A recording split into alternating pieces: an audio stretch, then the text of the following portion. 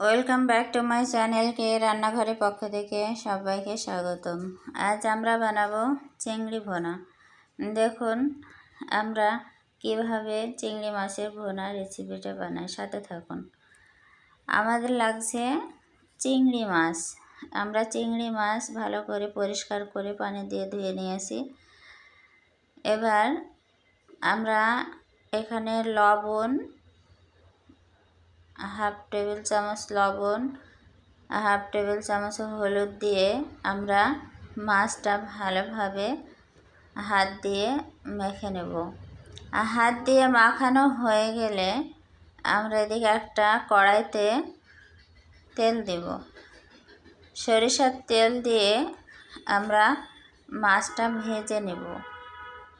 মাছটা আমরা অতিরিক্ত ভাজবো না, অতিরিক্ত ভাজলে মাছটা আমাদের শক্ত হয়ে যাবে।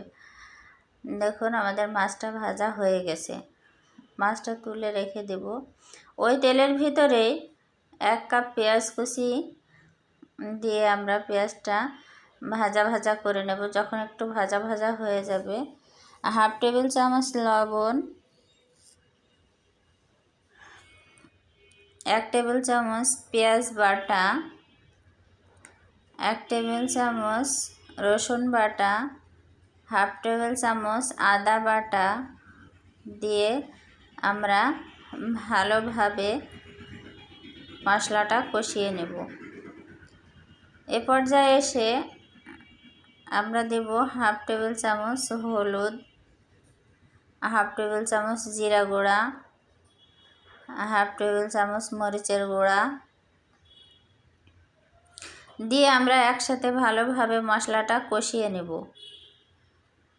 আমরা মশলাটা সুন্দরভাবে কষিয়ে নেব। দেখুন মশলাটা আমাদের কষানো হয়ে গেছে। এর ভিতরে আমরা মাছগুলা ছেড়ে দেব। আবারও একটু নাড়াচাড়া করে মাছগুলা যখন পানিটা শুকিয়ে যাবে, আমরা এই পর্যায়ে এসে 1 কাপ পানি দিয়ে দেব। 1 কাপ পানি, দেখুন আমাদের মাছটা রেডি হয়ে গেছে। আমাদের চিংড়ি ভুনা যদি আপনাদের ভালো লেগে থাকে তবে আপনারা আমার চ্যানেলটা সাবস্ক্রাইব করে দেবেন। ধন্যবাদ সবাইকে সাথে থাকার জন্য।